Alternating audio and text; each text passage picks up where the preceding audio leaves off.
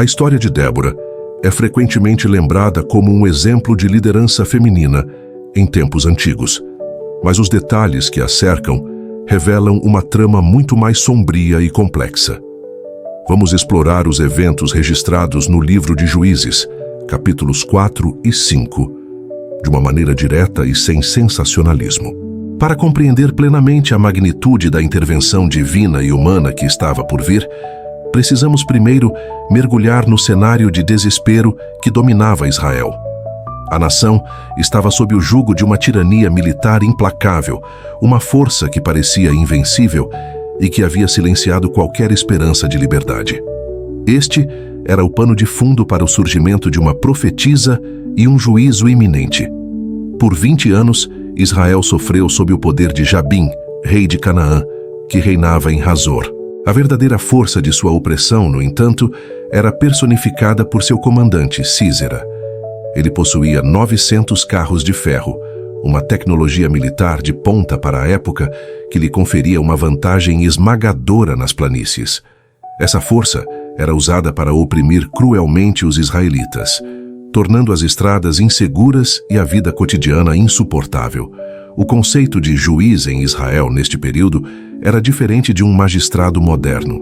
Um juiz era um líder carismático, levantado por Deus em tempos de crise, para libertar o povo da opressão estrangeira e restaurar a ordem. Débora era uma dessas figuras, mas sua posição era única. Ela não era apenas uma líder militar ou política, mas também uma profetisa, alguém que comunicava diretamente a vontade de Deus ao povo. A perspectiva da época era a de um ciclo contínuo.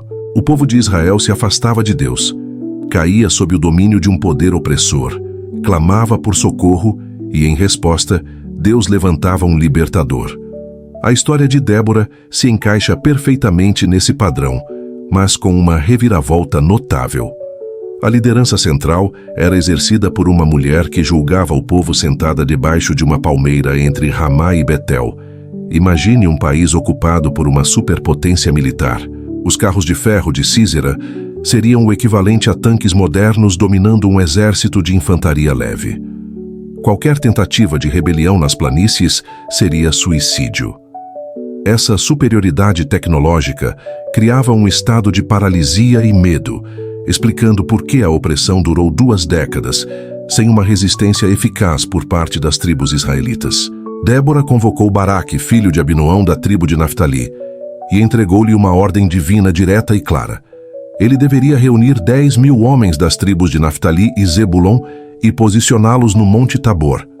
A promessa de Deus era que ele atrairia Sísera com seus carros e tropas para o ribeiro de Quizon e o entregaria nas mãos de Baraque. Era um plano divino, mas que exigia uma fé extraordinária. A resposta de Baraque revela a profundidade do medo que paralisava Israel. Ele disse a Débora: "Se fores comigo, irei, mas se não fores comigo, não irei." Essa não era uma recusa total, mas uma condição que demonstrava sua dependência da presença física da profetisa. Ele confiava mais no símbolo visível da autoridade de Deus do que na própria promessa divina que acabara de receber. Essa hesitação, embora compreensível do ponto de vista humano, teve uma consequência profética. Débora concordou em ir, mas o alertou de que a honra pela vitória não seria dele. A profecia foi explícita: o Senhor entregará a Sísera nas mãos de uma mulher. Naquele momento, Baraque provavelmente presumiu que ela se referia a si mesma, mas o destino reservava uma protagonista muito mais inesperada para o ato final. A dinâmica entre Débora e Baraque é fascinante. Ela representa a fé inabalável e a autoridade profética. Ele, o líder militar competente, mas assolado pela dúvida e pelo peso da responsabilidade. Sua exigência de que Débora o acompanhasse transformou a campanha militar em uma missão explicitamente teocrática, onde a presença da profetisa servia como um estandarte vivo da intervenção de Deus na batalha que se aproximava. Com a liderança dividida, mas finalmente unificada sob essa condição, o exército israelita começou a se reunir. 10.000 homens subiram ao Monte Tabor, uma posição estratégica que oferecia vantagens defensivas, mas que os encurralaria se Sísera decidisse cercar a montanha. A sorte estava lançada, e o exército de Israel aguardava o movimento do temido comandante cananeu, que logo seria atraído para a armadilha. Ao saber que Baraque havia se posicionado no Monte Tabor, Sísera mobilizou toda a sua força. Ele convocou seus 900 carros de ferro e todo o seu exército, marchando de Arosete a Goim para o vale do ribeiro de Quizon. Para Sísera, esta era a oportunidade perfeita. Ele poderia usar a planície para maximizar a eficácia de seus carros e esmagar a infantaria israelita se eles descessem da montanha. Débora então deu a ordem final a Baraque: levanta-te, porque este é o dia em que o Senhor entregou a Sísera na tua mão. Com essa declaração, a fé precisava se transformar em ação. Baraque e seus 10.000 homens desceram do Monte Tabor para enfrentar um exército tecnologicamente superior em campo aberto. Humanamente falando, era um movimento suicida, a infantaria contra os tanques da antiguidade. A narrativa bíblica descreve que naquele momento, o Senhor trouxe confusão e pânico sobre o exército de Sísera. Este evento, conhecido como Juízo e Tempestade, a história não contada de Débora, Baraque e a vingança de Jael, começou a se desenrolar de uma forma inesperada. A batalha não seria decidida pela força das armas, mas por uma intervenção que transformaria a maior vantagem do inimigo em sua ruína. Se você aprecia como estamos desvendando as camadas desta história, considere se inscrever para não perder futuras análises. A descida de Baraque não foi um ato de desespero, mas uma demonstração de obediência a uma ordem profética. Ele moveu suas peças no tabuleiro, confiando que uma força maior moveria as suas em resposta. O palco estava montado para um confronto épico, onde o poderio militar de Canaã seria testado contra o poder do Deus de Israel, manifestado de uma forma violenta e surpreendente. No momento em que os exércitos se encontraram, a intervenção divina se manifestou de forma dramática. O Cântico de Débora, em Juízes 5, oferece detalhes poéticos do que aconteceu. Desde os céus pelejaram, até as estrelas desde os seus cursos pelejaram contra Sísera. A maioria dos estudiosos interpreta isso como uma tempestade súbita e violenta, com chuvas torrenciais que caíram sobre o campo de batalha. Essa tempestade teve um efeito catastrófico sobre o exército de Sísera. O ribeiro de Quizon, normalmente um curso de água modesto, transbordou violentamente, transformando o vale em um pântano de lama. Os temidos 900 carros de ferro, a principal arma cananeia, ficaram atolados e inúteis. A maior vantagem de Sísera tornou-se instantaneamente sua maior desvantagem, imobilizando seu exército e tornando-os alvos fáceis. O exército israelita, uma força de infantaria leve e ágil, estava perfeitamente adaptado para lutar nessas condições. Eles avançaram sobre as tropas cananeias em pânico, que estavam presas na lama e desorganizadas. O que deveria ter sido um massacre dos israelitas se transformou em uma derrota esmagadora para Sísera. Todo o seu exército foi destruído à espada. Nem um único soldado sobreviveu. Em meio ao caos, Sísera abandonou seu carro atolado e fugiu a pé, desesperado para salvar sua vida. O poderoso general que inspirava terror em todo o Israel foi reduzido a um fugitivo solitário, correndo por um território que agora lhe era hostil. Sísera, em sua fuga desesperada, chegou às tendas de Éber, o queneu. Foi a esposa de Éber, Jael, quem o encontrou. Ela saiu ao seu encontro e o convidou a entrar em sua tenda, oferecendo-lhe refúgio e segurança. "Entra, senhor meu, entra aqui, não temas", disse ela. Para o general exausto, essa oferta de hospitalidade de um povo aliado deve ter parecido uma salvação milagrosa em meio à catástrofe.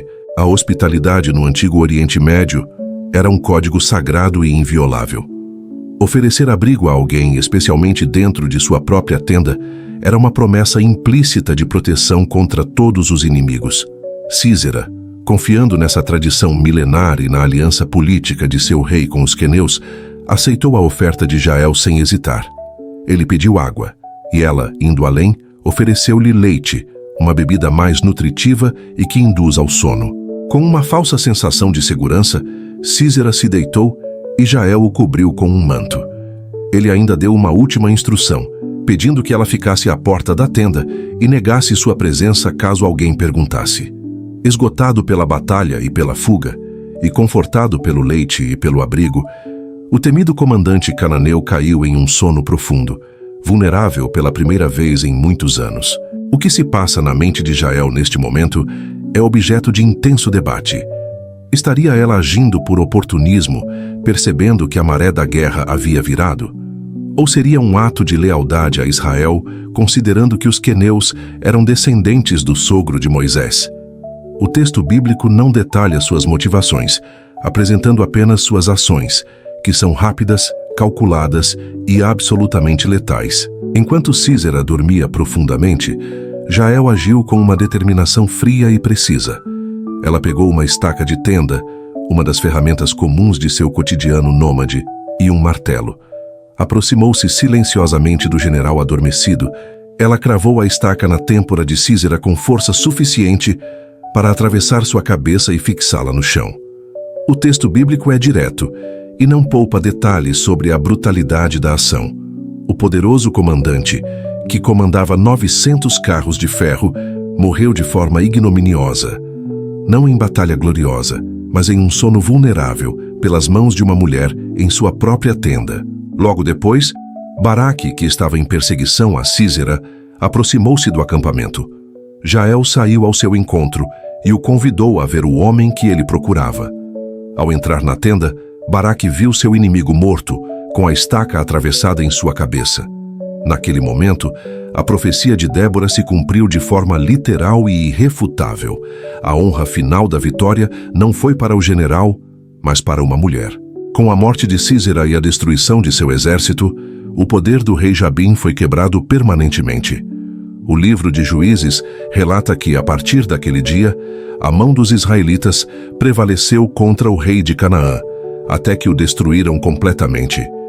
O resultado direto dessa vitória foi um longo período de estabilidade.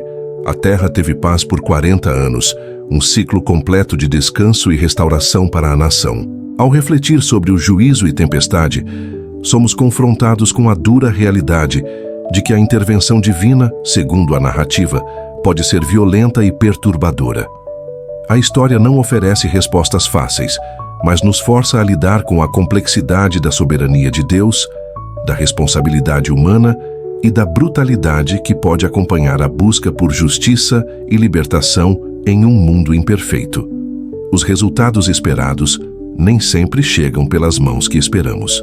Em última análise, a história de Débora é um poderoso lembrete de que, mesmo nos períodos mais sombrios de opressão, a esperança pode surgir de formas imprevistas. Ela nos ensina a olhar além das aparências e a reconhecer que a coragem, a fé e a ação decisiva podem mudar o curso da história, muitas vezes através das pessoas que o mundo menos espera. Antes de sair, deixe seu like, se inscreva e ative o sininho. Venha caminhar conosco por entre os mistérios e revelações da palavra. Fiquem com Deus.